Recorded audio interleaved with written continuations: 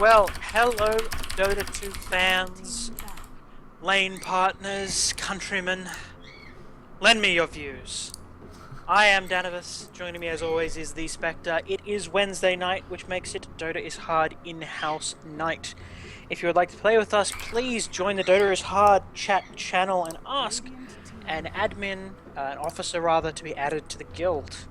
We're both officers. I believe. Yes, we are. However, I'm very inactive. I've never added. I've invited many sevens of people. Hilarious. Apologies for the background noise. My cockatiel appears to be quite talkative. Put a blanket over that dude, man. I do, and I don't think it helps because he just gets. Oh, it's night time. Just gets irritated that it's he knows it's not night, and he just sits at like the little corner he can see out of and squeals. He hasn't done it for our last couple broadcasts. No, I haven't been covering him though. Hopefully he'll just shut up. I literally just got home. Normally there's a bit of a squawk fest. He's like, oh my god, Daddy, hello. He's excited about that, so he'll calm down once he knows I'm not going to pay attention to him. Alright, back to the game. We're actually running a reverse captain's mode draft this evening, so of course each team is drafting for the other team. So we already see a Clink's Lone Druid, Meepo, and Sniper band out. Obviously no one on the Radiant side willing to play the Lone Druid. Or does it come up as the picks and the bans appear for like the other team? I don't know. I honestly don't know. Yeah, so is this Dire pick for the Radiant, or is Radiant picking for the Dire? I think right now Dire is picking for the Radiant. Picking for the Radiant, yeah. It's odd that they banned out the Clinks and the Lone Druid. I mean, those are heroes pretty good heroes. Surely you'd want to play. I mean, the Meepo and the Sniper I can understand. Yeah. Picking the Anti-Mage for them? It's probably going to be part of a give them all carry strat. We have seen them horribly backfire when you give them things like support, like the support Wisp in both of our reverse captain's mode drafts has won by pairing with a Morphling. Yeah. I mean, I would love to see an all support team. I would exactly, just so 5 heroes that cannot cap. Yeah, so they have all of this early game power and then just absolutely nothing past the mid game.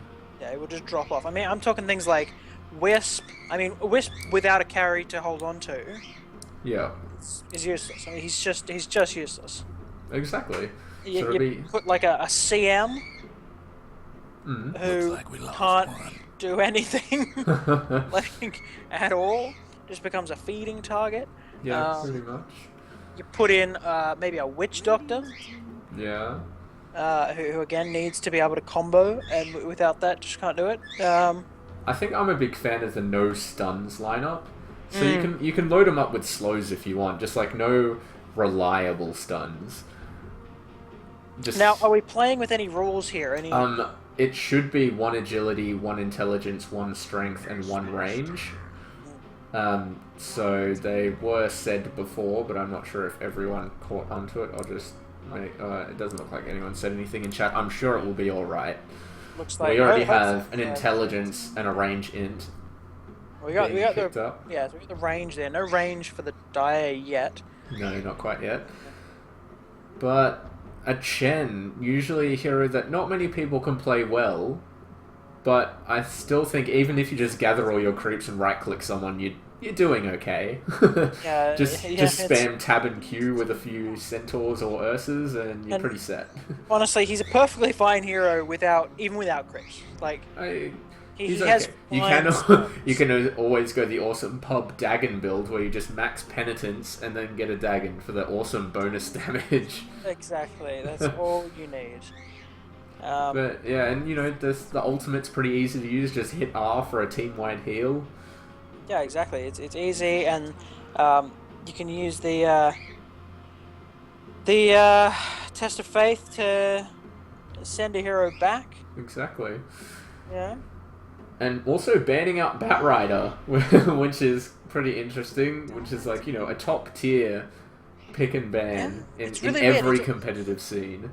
They do realize that they pick the heroes the enemy plays. Oh yeah, definitely, definitely.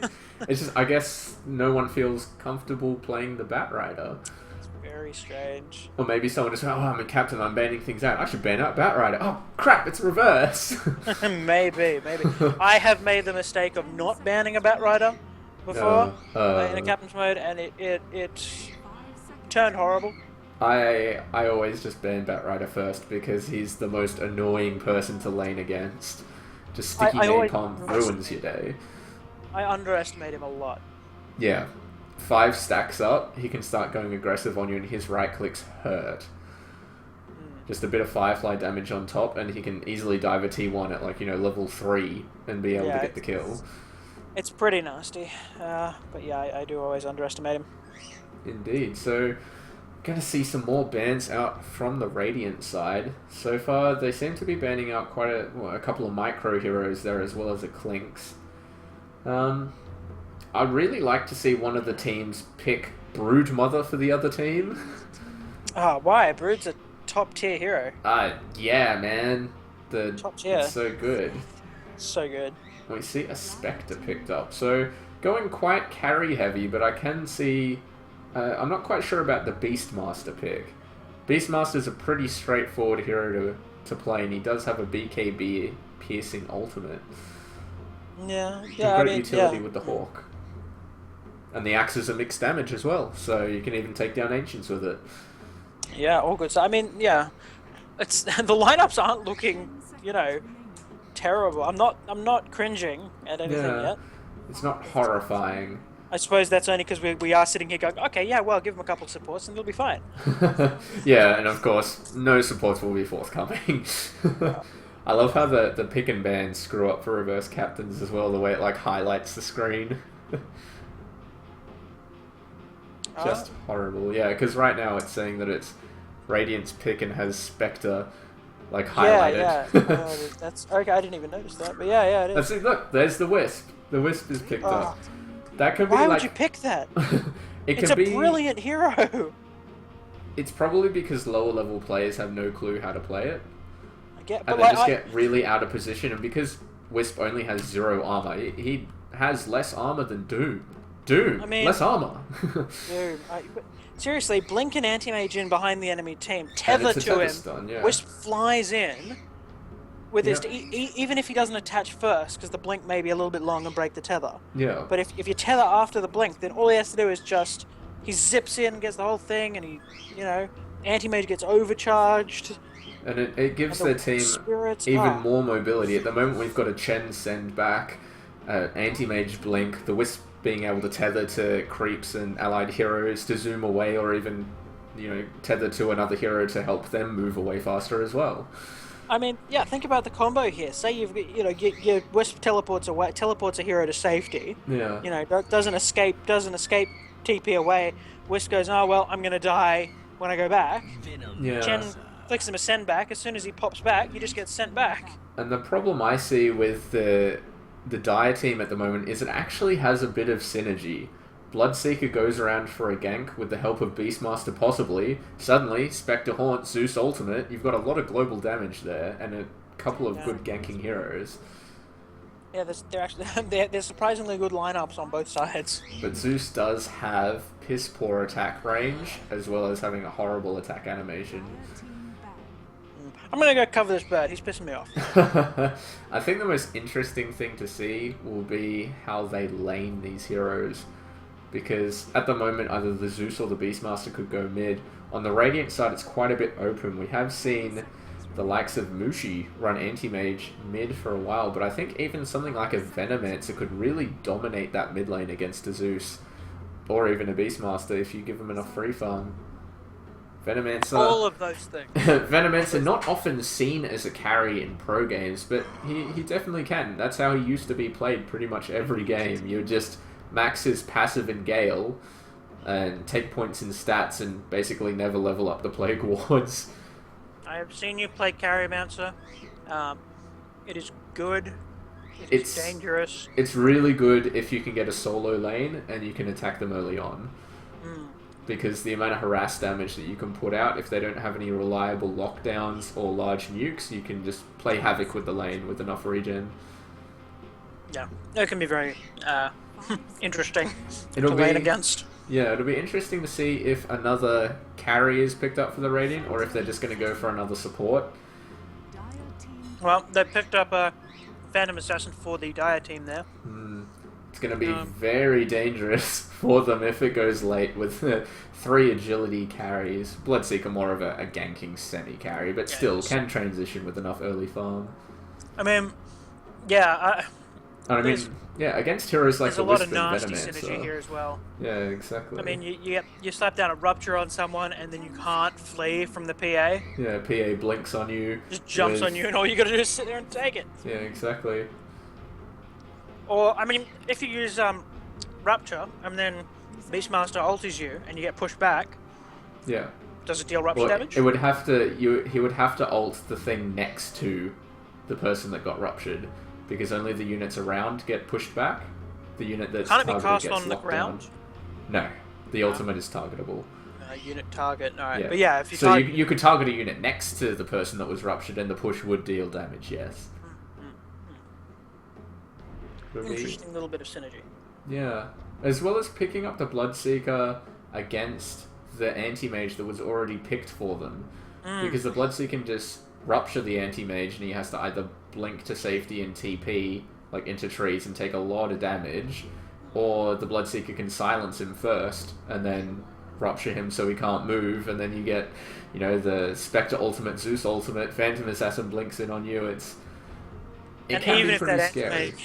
And even if he blinks away, taking all that Rupture damage leaves him open to a Zeus ulti, and then if needed a Spectre ulti. Yeah. I mean, like the big problem. They picked heroes that are very global. And a keeper of the light. It's just a struggle. Like Anti-Mage struggles against that because you can't escape it. Exactly. And even things like the Spectral Dagger. It's effectively putting a track down on him. Yeah.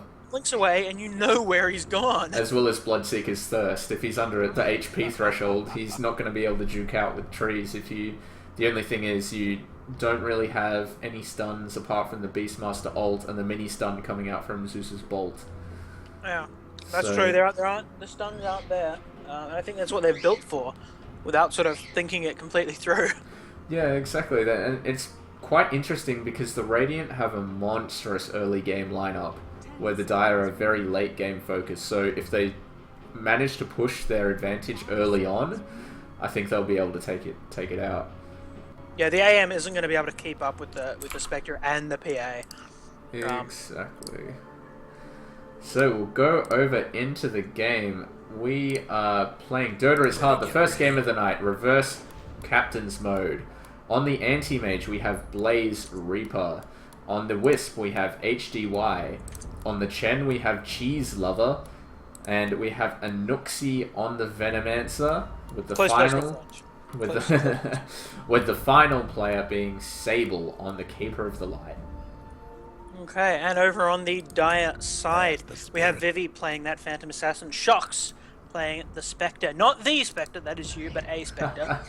Panic playing that Seeker of Blood, SoapyCub on the ever-electrifying Zeus, and Noobaholic on the Master of the Beasts. Yes, indeed, and he's already used his axes to clear off some of the trees just down here, but he's not managed to clear off all of them, still leaving a little strip there, so he's just going back to the fountain to get some mana back right now. Interesting stratagem. Quite interesting is the lane setup so far. It looks like we're going to see a Bloodseeker versus a Wisp in middle lane, with a Chen going jungle, and the Anti-Mage with a Venomancer support bottom lane, and a Keeper of the Light solo off lane. Now, let me just see. Your lovely fiancée doesn't happen to be playing any Facebook games at the moment, does she? No, why? No, you're just getting a little bit of distortion in your voice. In my voice? It may be because I put the audio bitrate slightly lower, or is it actually just like... Oh, it's through this. It's through Skype. It just sort of occasionally goes like, nah, you know, it's just sort of like extends it and gives it a little sort of digital. Okay. Kind of Well, it should be all right for the broadcast because that's just the straight input rather than through Skype. Well, that's what's important. So If hopefully anyone that's fine. is in the chat and my voice is coming through a bit weird, then I can try and remedy it. Just unplug and plug back in the old microphone. But other than that, Hopefully it's just a Skype problem. yeah, hopefully. And we're going to see the Dire actually tri-lane top. We're going to see PA, Spectre, and Zeus tri-laning. Against a Keeper of the Light. Well, I mean, I like quite Coddle as a solo offlane, really, because he can hit the wave, and he normally isn't allowed to. Exactly, he can send out those Illuminates and just use all of the mana for himself, and you can see already that they've taken quite a lot of damage from that one Illuminate blast. Unfortunately, he didn't pick up any wards, so the pool camp's going to be available to use, and it looks like we're going to be seeing a support PA with an in-lane support of Zeus. Oh, he's very surrounded. Keeper of the Light a bit stuck here. Going to take a bit of auto attack damage, and Vivi's really just spamming out the dagger there. Now, I want to look at this mid lane Wisp. It is actually played occasionally, believe it or not. Is that just to get the ulti up quickly? Exactly. It's just basically for an early 6, but he's going to be in a bit of trouble here, taking quite a lot of harass damage from the Bloodseeker. It's a little bit odd because Bloodseeker doesn't actually have a stout shield up. He should be taking quite a bit from those the spirits along with the auto attacks. But it looks like Bloodseeker's just been spamming out the silence maybe? No, that's got to be his first cast with this mana pool. Yeah. And of course, with some good last hitting, he's going to get the health back from the harass. But again, with no stout shield, Wisp should be able to keep him away from the last hits decently effectively. I would have preferred to see the Venomancer on the mid lane. Oh, we see a Troll Trap coming out from Cheese Lover, followed up by a Venomous Gale from Anuxi. The nuke comes through, but Noobaholic still quite high. Are they going to dive it? No, they wisely back off. Unfortunately, the Anti-Mage was really far back during that. Yeah, unable to blink and steal off some mana there. I feel like the Chen maybe could have taken the tower aggro with his creep. He probably could have. doable? Yes, it is, if you just walk it in and it starts tanking up the hits, but as soon as they started attacking the Beastmaster, it would have switched aggro to them unless they kept the troll on the Beastmaster as well. But I just don't think they had enough auto attack damage in it to finish it off. Probably not, no. The Dire have placed down a Observer Ward just in the jungle there, so they're going to be able to spot out the movements of this Coddle and hopefully dodge a few Illuminates coming in. I don't know where Beastmaster was going just then. He started to head towards bottom room, but it is of course only 3 minutes. You can see he's started stacking up this camp, and in fact Chen's going to come out and spot this, so he's probably going to put a ward there, maybe just leave a little skeleton there. Beastmaster used to be used all the time in competitive in the off lane for either team just to stack up those ancients. First blood on top against the PA. I was watching that, but I forgot to call it. Very nice. Was it just an Illuminate blast with an auto attack? I have a... Because PA was quite low before. I think it was just the Illuminate blast with the auto attack, because she sort of was on low health and just sat there for a while. Yeah, no, I did see she was quite low earlier on. So First Blood's going to go to the Coddle, the solo offlaner against a tri-lane. I think some of the creeps hit her a bit and she wasn't expecting it. Fair enough. We do see the lead farmer is the Bloodseeker, followed closely by the Wisp, and then the Anti-Mage and Spectre. But I'm gonna have Wisp to... carry all the way. Oh, definitely. I'm gonna have to give the advantage to the Radiant at the moment. They do have the early game lineup, and they're also getting an early game advantage, already getting that First Blood, and almost being level 6 on the Wisp as well. Mid. Oh, she might spot out. Oh, she may see the courier. Is coming in.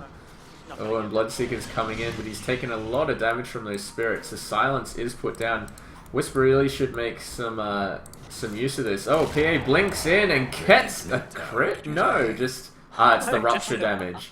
Bloodseeker explodes him with the rupture damage, and then the one right click gets the kill. It did almost look like a crit though, didn't it? I know, just with the red flash of the rupture damage, I was just like, what? And then I looked at the level 3, what's going on? No, and then we didn't of course get the dramatic, if somewhat the nonsensical blood splatter. spray. See, that's Plus, another thing no with rupture. blood. All that blood coming out the back. But I think we should have custom things for that. Just blue sparkles should come out. And we're going to see a big push coming from bottom. Oh, we do see a DC coming out.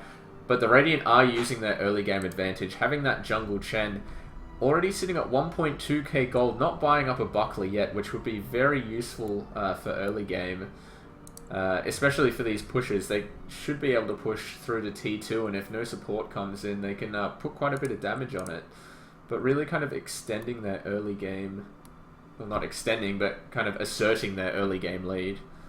Yeah, if this isn't over by 30 minutes, or at least very one-sided in the favor of the Radiant, I don't know how they will survive. Exactly. If we take a quick look at XP, it's sitting at about 500 in favor of the Radiant. It's going up and down a little bit. And gold sitting at 500 in the way of the Radiant as well. Of course, that is with First Blood gold going to the Keeper, so possibly the Dire is doing a tiny bit better at farming at the moment. And we do also have a big Ancient stack ready for the Beastmaster to take up when he gets the Soul Ring up. And it looks like he's about 250 gold away from that. Yeah, I wish the Radiant would try to steal this, but really the only one who could do it is the Anti-Mage, and he's not there yet. He's not ready. No, definitely not. I think they would have need to... his, they would have to 5-man it, juggle aggro, and still I don't think they'd have a very good chance of taking it. Grab his Battle Fury and he'd be managed to, but we're about 15 minutes off from that, really. So the bottom tower has gone down. Vivi's back in game. And we see some axes flying through. The Troll Trap comes out, and a bit of a nuke from Chen, but that's going to be the end of the aggression. It's just going to force Beastmaster to eat a tango. And apparently the sound's quite good. Hopefully the quality is far better than past casts as well. I have been trying to kind of tweak the settings a little bit. The resolution is a little low. It's at 616p. So a bit interesting there. But hopefully it'll be a bit better than the 720p that was, and also the quality balance has gone far up, putting massive load on my CPU. 616 plus. Oh, 616 plus, eh? Oh yes, 616 plus. In fact, now my Skype's being a bit weird with you, and it sounds like you're eating cotton balls. Oh, the Bloodseeker knows the Wisp is coming back. Here he comes. Oh, but the spirit damage. The Rupture comes out, and we've got the PA here as well. There's going to be a dead Wisp. And Panic gets all of that health back that the Wisp took down. Yeah, Panic took down the Wisp, I think. Panic was his downfall. We see the Radiant maybe readying the top for a bit of a push now. The Spectre and Zeus Trilane is going to do nothing to kind of dissuade creeps from attacking the tower. There's no anti-push apart from the Beastmaster axes on the side of the Dire. So I think they really, really need to push a bit more with the Chen. Because as you... even the Keeper of Light is quite good for pushing. You can just melt those waves. Exactly. Like, as you were saying before, if they don't have a lot of towers, or like at least a lot of golden experience going their way by the 25-30 minute mark, the Dire is going to completely overtake them. Yeah, we're already seeing the farming being done much better by the Bloodseeker, and the Spectre is outdoing the Anti-Mage. Yeah, exactly. He did rotate top, and that's costing him because it's really not as effective for farming lane. And Chen does have his buckler and a headdress up, so we'll probably see a mech from him decently soon. Sitting at 570 gold, doesn't have any boots though, so it'll be interesting to see whether Cheese Lover goes for the boots or not. Bloodseeker's picked up his phase boots there. That's going to increase his ganking potential quite a lot. Hopefully we'll see him being a little more active around the map. And now we see possibly a setup for a gank on the middle lane. We've got the Venomancer coming in under the tower. If Panic just turns around and ults it, it should be a definite kill, and that's exactly what he does. The Troll Trap hits, but the silence coming out. Oh, the Wisp comes in, trying to help out, but I don't think there's enough damage here. The phase boots. Oh, the Saddle Blast comes through, but the one charge is going to keep him alive. The poison won't tick him down. That was really unfortunate. Anuxi completely missing that slow there. I mean, Bloodseeker was over here and she's firing it off in this direction. A bit unfortunate. Also, the Wisp using the ult from here to here. I think. Did he ult? Yeah. I thought he just tethered over. No, altered. Definitely altered. Had the numbers going, and it is on cooldown right now. Remarkable. Dire's bottom tower's getting So that's kind of the reason you want to ban out that Wisp if you don't have any confident Wisp players on your team. We do see the Keeper of the Light has managed to get up his level 6 as well, so we're going to be able to see some recalls as well as the teleports. Oh, Anuxi in a lot of trouble here. The Bloodseeker and PA are going to be able to easily take her down. The Wisp tries to help out, but he's just putting himself out of position. Trying to get Vivi, but the Rupture comes out as well. The dagger... Oh, PA blinks in and gets killed. A bit of a misplay from Vivi there. Definitely didn't need to go in. I'd love to see this Wisp better managing the spirits there. They were spinning around while he had to sit still, spinning just out of, not hitting either hero. The Anti-Mage gets rolled up here. Wisp is brought back into game. Anti-Mage is also silenced. We see the power of the Spectre coming through. Not enough mana for the dagger though. Doesn't have a wand either, so we're not going to see any pop through. But Anuxi now in trouble. Cheese Lover just standing still, maybe paying too much attention to microing his creeps. He's going to go down if he doesn't snap out of it. Oh, the tether comes through from the Wisp. Excellent. Stuns the Spectre and takes him down with help from the Anti-Mage. It's going to be a 3-for-1 trade, I'm going to say. The Wisp did buy back. Wow, Cheese just on that gen. He must have been watching his creeps. I'd love to see the player perspective of that. Just too intent on the creeps there to micro his hero away from Spectre.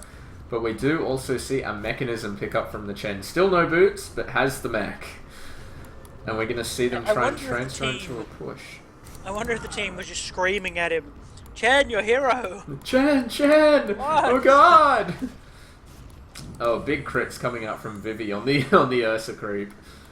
And it looks like Vivi's probably going to be heading into the drums, going a bit more of a utility hero. Oh, Panic taking a big face full of damage from that Coddle Blast. But he does have the bottle up. The Rupture gets thrown out on the Wisp, who's in a lot of trouble. The Hand of God and Mech comes out, keeps him alive.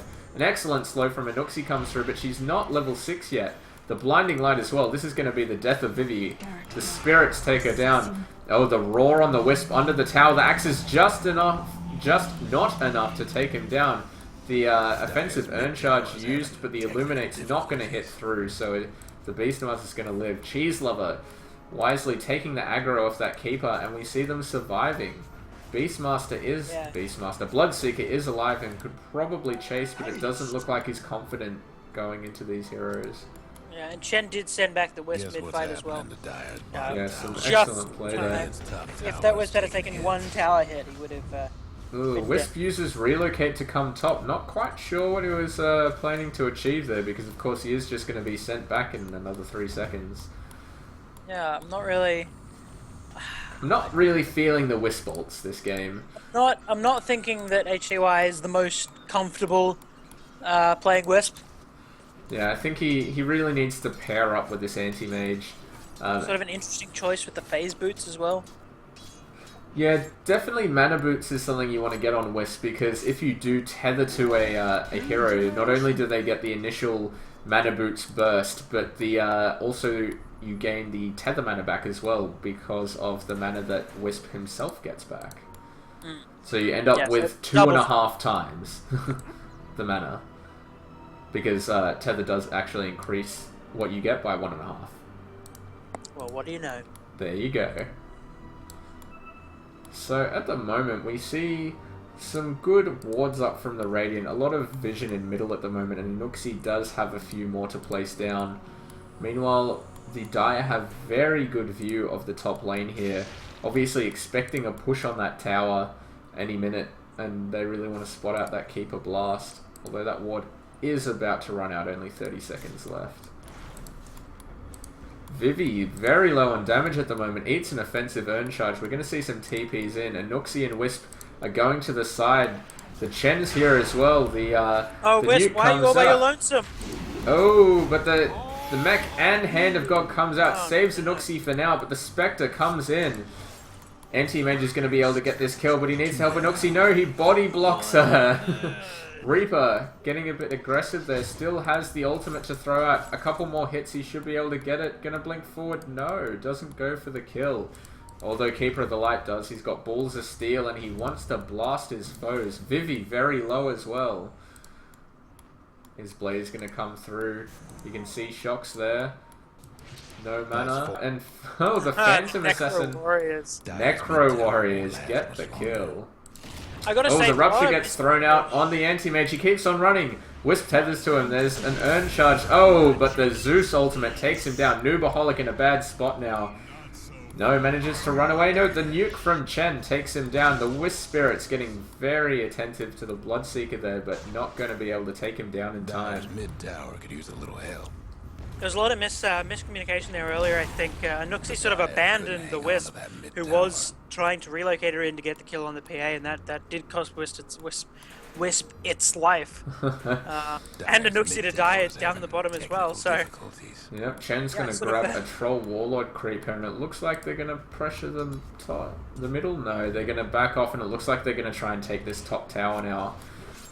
Anti-Mage has gone for the Perseverance, has the treads up as well. It's going to be a very late Battle Fury if he decides to go for it. I would assume he would, since he already has that completed Perseverance.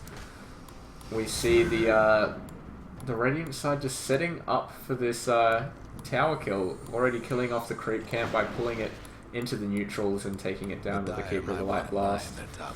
So you're telling me you haven't seen the Anti-Mage Lincoln Spear build? I have not. I've not seen He's the so Lincoln, hard to kill. I've not seen the Lincoln Blinken build. Lincoln. We're gonna see. Oh, and with with Wisp we have the Lincoln Blinken build. And we're gonna see Bloodseeker possibly a little out of position here. We see the Oh, down goes the bird. getting killed off. We see the tether to Chen, probably not the best hero to tether to, seeing as he doesn't have any lockdown at all by himself. Really want to And he get has on that no interest in Anti-Mage. getting in that close. And the Radiant Ward spots out the PA who's rotating in. He's going to be spotted out. The Necro Warriors come out, but actually block the PA from coming through. We've got a Haunt and an ultimate coming through. And Anuxi only hits the Spectre with the ultimate, but she's eating a lot of damage. Chen gets ruptured. He might go down here. Shockz very low on health, but gets taken down by the Keeper of the Light. Meanwhile, Bloodseeker getting a double kill. Noobaholic in a lot of trouble, gets taken down with the Mana Void. But the Bloodseeker on a killing spree. Triple kill for him in this fight. And Bloodseeker just keeps on killing off these units for a little bit of health back. Unfortunately, Wisp going down with no ultimate and being silenced. Anti-Mage is in a bit of trouble. The Wisp is brought back. He's relocated into the fight. He needs to tether up to the AM for some help. Blink. But they've gone too many directions. They've done the Delta split. Io managing to pick up the Phantom Assassin with a couple of his spirits and is going to go back to base now, but that's going to cost him a buyback and a lot of heroes going down there. That blink from Anti-Mage, he blinked in right next to the Zeus, changed his mind, went back to The the Anti-Mage Bloodseeker taking a and lot of damage from the Desolate. Only needs one more last hit on the Anti-Mage. No, he's not going to be taken down. Anuxi with the Gale. Shockz is on the run. The Wisp Spirit's coming through. The axes fly from Beastmaster. Is he going to roar? No, the Wisp Spirits take him down, and he pays for it with his life. Bloodseeker now dominating. Noobaholic locked in place with a nice stun from the Centaur. The Troll Trap goes out on the Bloodseeker, and it looks like that's going to be the end of the aggression for now. A lot of wards being thrown out by Anuxi here, choosing a 1-2-2 build for the moment. Also with an Orb of Venom up for that extra slow and harass damage. Venom makes sense. Yeah, got a roleplay. I have Skadi on Crystal Maiden. Complete roleplay. And Blink Dagger on Anti-Mage. If we take a quick look at the experience graph, we actually see it 2,000 in favor of the Dire after that last team fight, as well as the gold, although the gold being 3.5k in favor of the Radiant with those towers. Sable's in a lot of trouble. Oh, There's getting Rupture. fogged so much. No Rupture coming through. It's on cooldown for another 3 seconds. Cheese Lover gets roared on the back end. The mech comes out. The Hand of God isn't available for another 5 seconds, but he gets taken out by the Rupture. Meanwhile, Shockz going on a bit of a spree. Does have the drums up. The Desolate damage doing a lot here. And it looks like level 2 Necronomicon warriors are going to burn his mana, so he has to go back. But yeah, this Keeper of the Light really building into that push style that we were talking about before. Already has a Necro 2 up, which is going to help them a lot. And as soon as he gets up that Necro 3, it's like having another hero for your push. Yeah, they need to get past these tier 2s though. They really do. All And the T2s still starting up. to get to the point where they're in danger. Yeah, with the way solidly the in the team mid fights have now. been going on, the experience going the way of the Dire, the gold's still in their favor, but with the heroes they have, it's going to rapidly Radiant's decline the mid longer tower's that coming this fight apart. goes on. And it looks like Dire is set to take down their first tower of the game, which is where a lot of this gold advantage is coming from the Radiant. There's a fortification though, so looks like they're going to be pushed back. It looks like they do go back for now. Blast is going to come out. And that's one good thing about the Radiant. They do have a lot of anti-push with the Keeper of the Light Blast, the Venomancer wards, as well as the Chen creeps being able to be used to some effect. It's a lot better than the anti-push that the Dire has. Yeah, for sure. They really have nothing to stop a wave. Anuxi throwing out the Gale on Panic is going to come forwards here. Wisp is here as well. The Illuminate just short, not going to be able to hit on Panic. Oh, the Rupture comes out on Cheeselover. He's stuck under the tower. The Tether comes up. The stun also thrown out on Cheeselover. Noobaholic is trying to take him down. He's so close. But he survives. The Zeus ultimate finally able to kill him off. And so many heroes so low. Oh, and the Satyr Blast kills off the Phantom Assassin. Some excellent play. But the Spectre Haunt coming through. No, not enough mana. So it must have just been a TP. Able to pick off Anuxi on the back end. And now he's going to get a lot more aggressive here.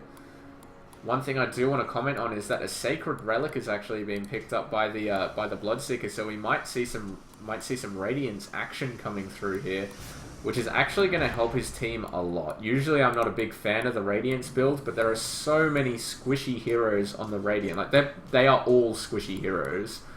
No, Divine Rapier. The Anti-Mage only 750 health, the Keeper of the Light sitting at 1000.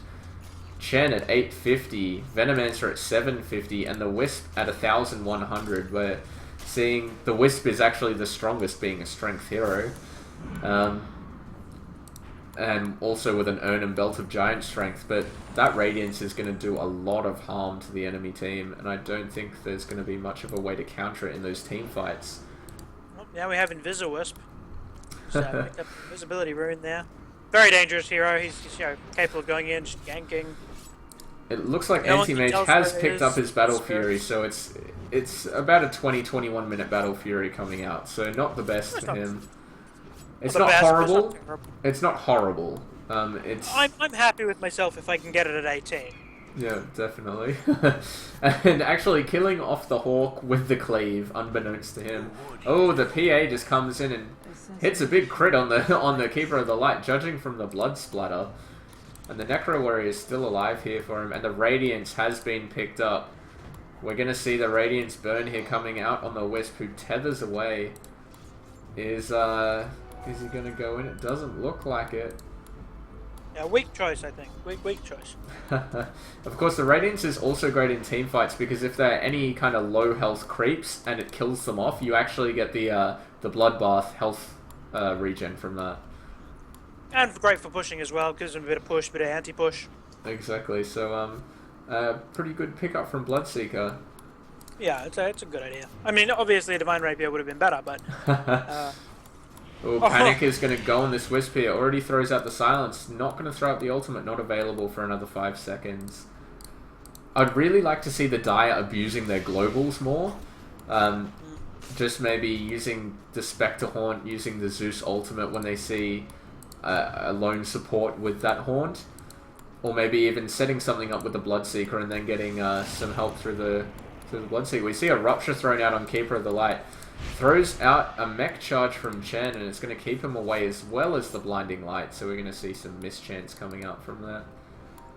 That Rupture duration is just madness. Yeah, it 8 has, seconds, a level 2. Ugh. it has been buffed Radiant's recently. top tower's taking a It hit. used to be 6, I think. Radiant Shockz got one manages less to take top out that tower. top tower and is working towards a Diffusal Blade. Oh, a Wisp, Wisp ulti comes through. But Spectre using the Haunt, and it looks like he's gone to bottom lane. Radiant's And top Wisp is tower's going to trouble. come back there as well. Noobaholic with enough for the ultimate, throws it out straight away, and it's going to be the death of the Wisp. That Desolate damage just so much. Oh no! Trying to be cheeky with the last hits, almost lets him get away.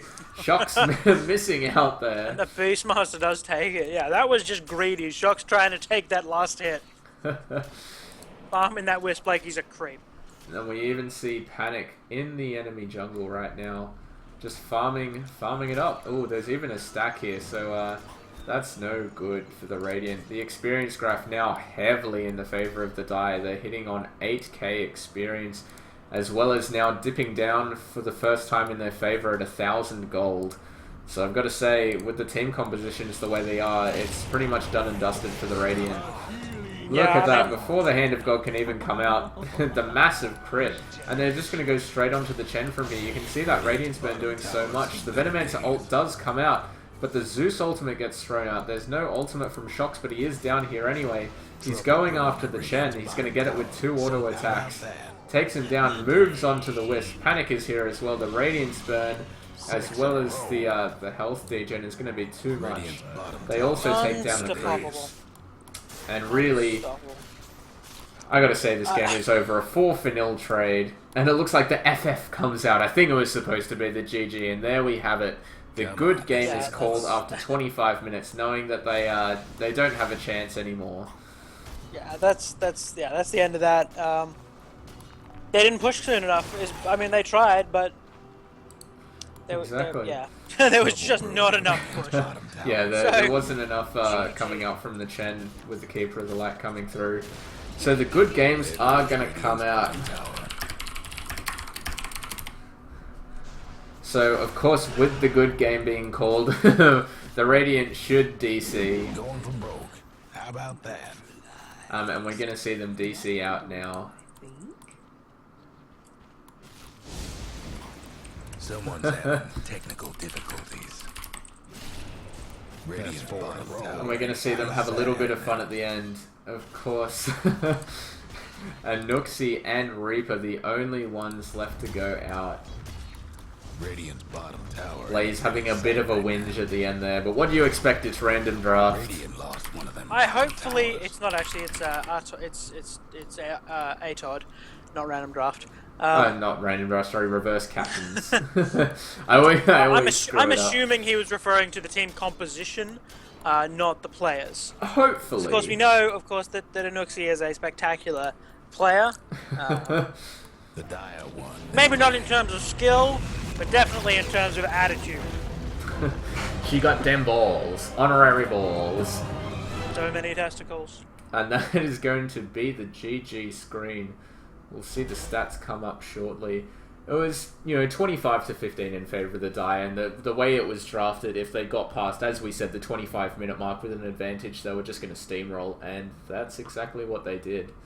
Yeah, that was obviously recognized by the Radiant team. Yeah, with the good game being called, it was a good call, definitely.